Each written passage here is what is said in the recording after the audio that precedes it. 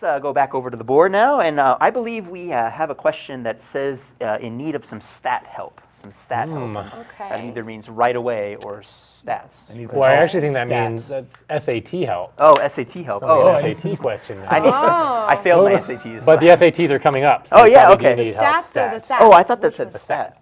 That was my fault. See, I can't read very well too. Yeah, so it could be. Okay. Depending on the question, maybe they just forgot a T, but. Okay, well, let's try it out here. It says Aaron is staying at a hotel that charges $99.95 per night plus tax for a room. A tax of 8% is applied to the room rate. An additional one-time untaxed fee of $5 is charged by the hotel. Which of the following represents Aaron's total charge in dollars for staying X nights? Well, do they have choices? Or do we just have to figure it out? I think we have to figure it out because Oh, there's they no... didn't give us the choice. So this is very likely an SAT question because it's not really statistics, and it says which of the following. Which of the following SAT questions? Okay. And just so you know, maybe this one's not going to have it, but when you're taking the SAT, they try to throw in some tricky questions, so you have to be very careful when you're reading them. That's true. And they'll throw in choices that confuse you.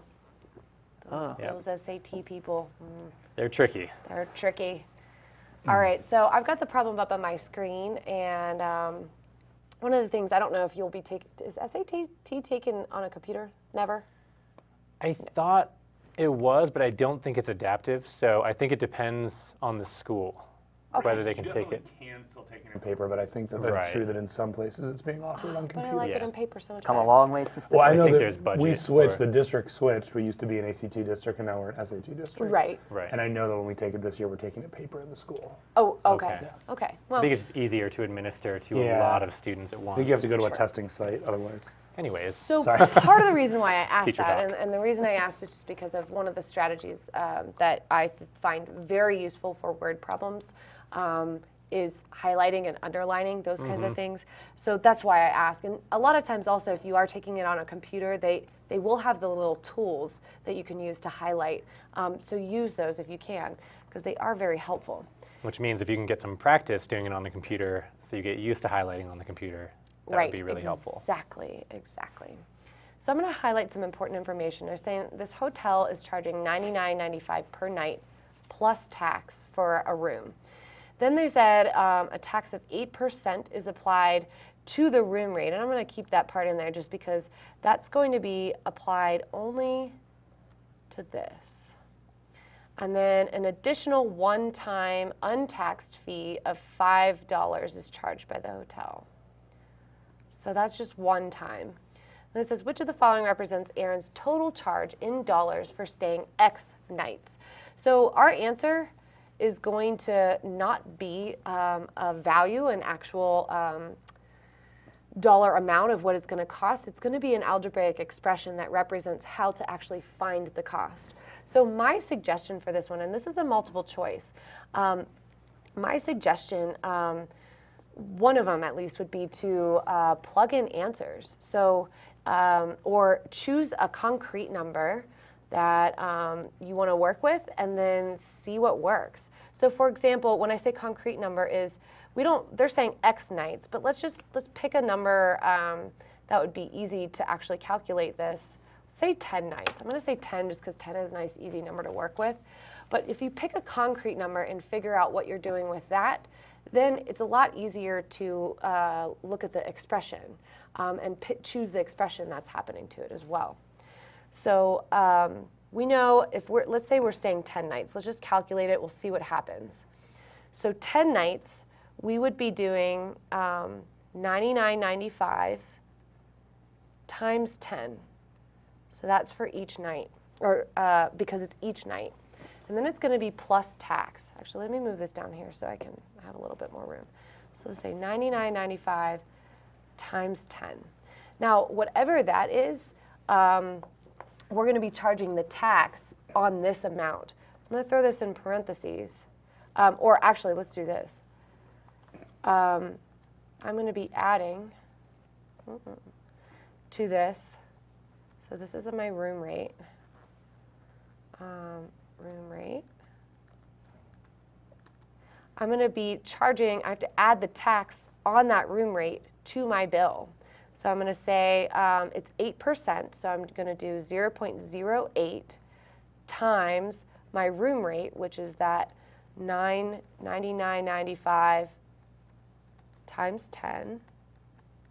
So here's the tax. I've added the tax to this. And then an additional one-time untaxed fee of $5. So it's untaxed, meaning it's not multiplied by the 0.08. So I'm going to add this $5 fee.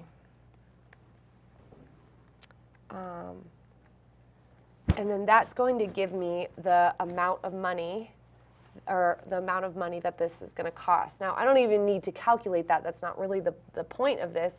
We want to find the expression for X nights. So instead of 10 here, I'm going to use X. So let's get this into a neater expression now with X. So I'm going to do 99.95X plus 0.08 times 99.95X plus 5.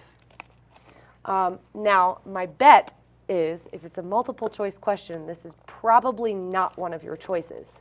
So what you'd have to do at this point, now again, I don't see the choices, so it's kind of difficult for me to say, but what you would have to do at this point is play around with the expression, use some of the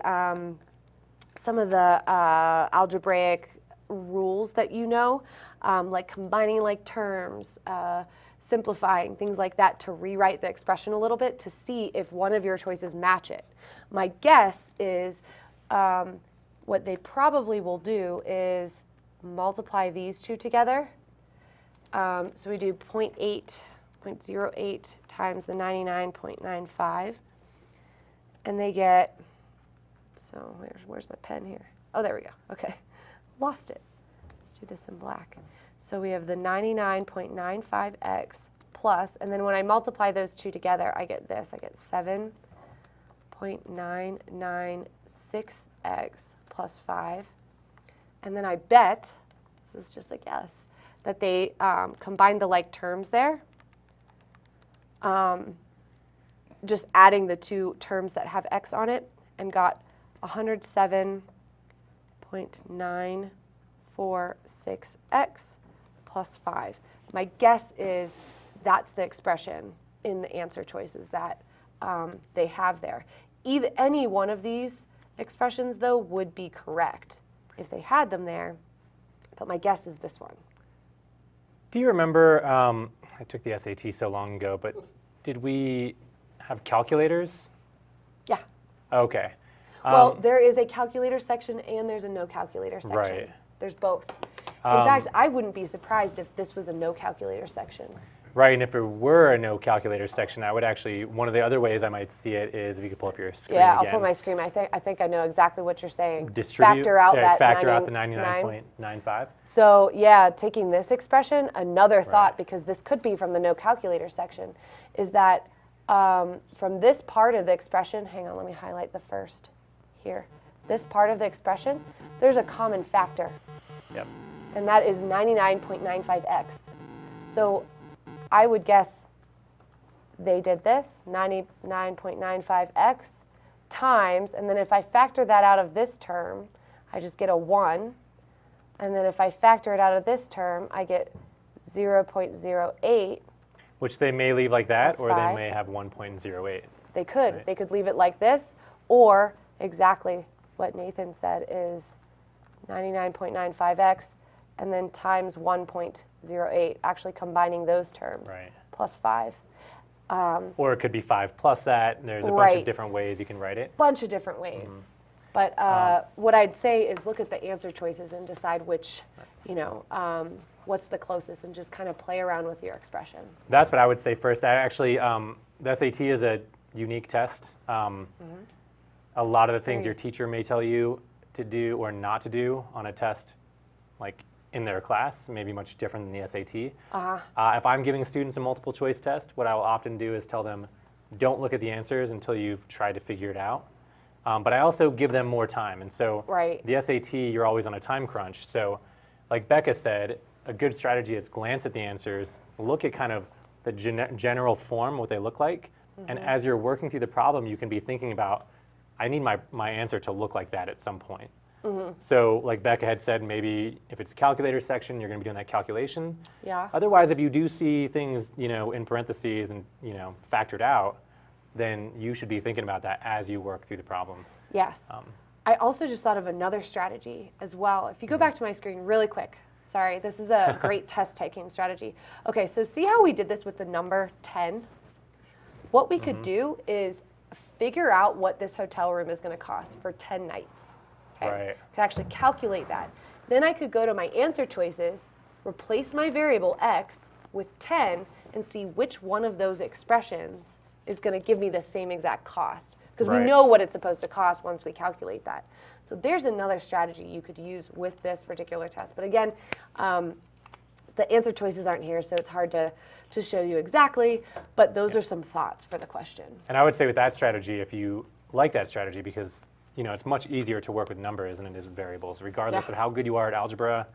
It's always easier to work with numbers. Concrete, it's not abstract. So if that's a strategy you want to try to employ, again, because the SAT is timed and you have, I don't know, probably 2 minutes per question on average, that's a strategy you should be using now Yes. and get really comfortable with it. So anyway, All right. stop talking about that.